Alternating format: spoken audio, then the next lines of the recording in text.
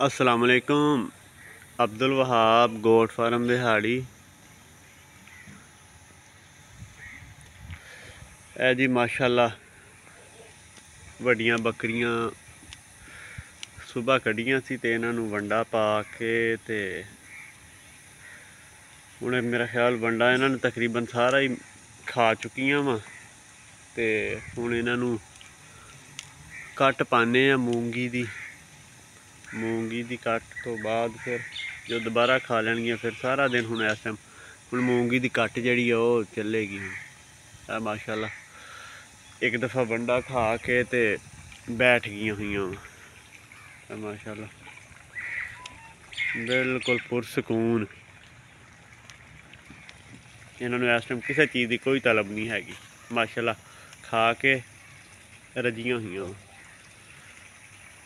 हुण होर कोई 15-20 मिनट ठहर के इन्हां नूं पाने मूंगी दी कट ते बाकी हजे लूसन हजे चंद दिन लेट है वा फिर इंशाल्लाह जो लूसन आ गया फिर वो सुका के तो इंशाल्लाह फिर वो भी इन्होंने शुरू कर देना वा। है माशाल्लाह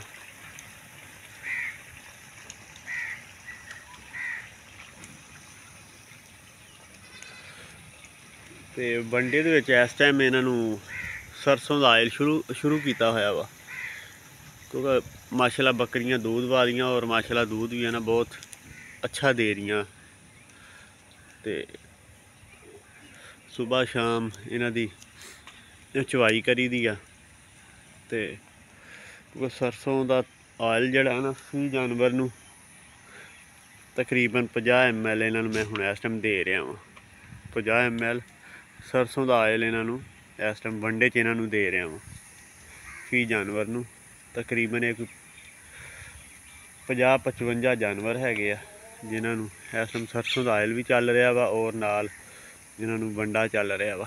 इस टाइम वंडा जिहड़ा इन्हां नूं तकरीबन कोई हाफ kg किया होया वा ते जदों इन्हां ने बच्चे देने सीगे 2 महीने तक जो प्रैगनेंट हो गई सी 2 महीने तो बाद बल्कि 3 महीने जो हो गए फिर आखिरी 2 महीने जो फिर इन्हां दा वंडा वधाता सी 1 किलो ते लै गए सी।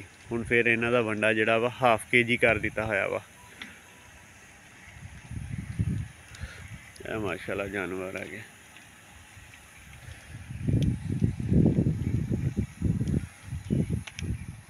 ओके जी अस्सलाम वालेकुम।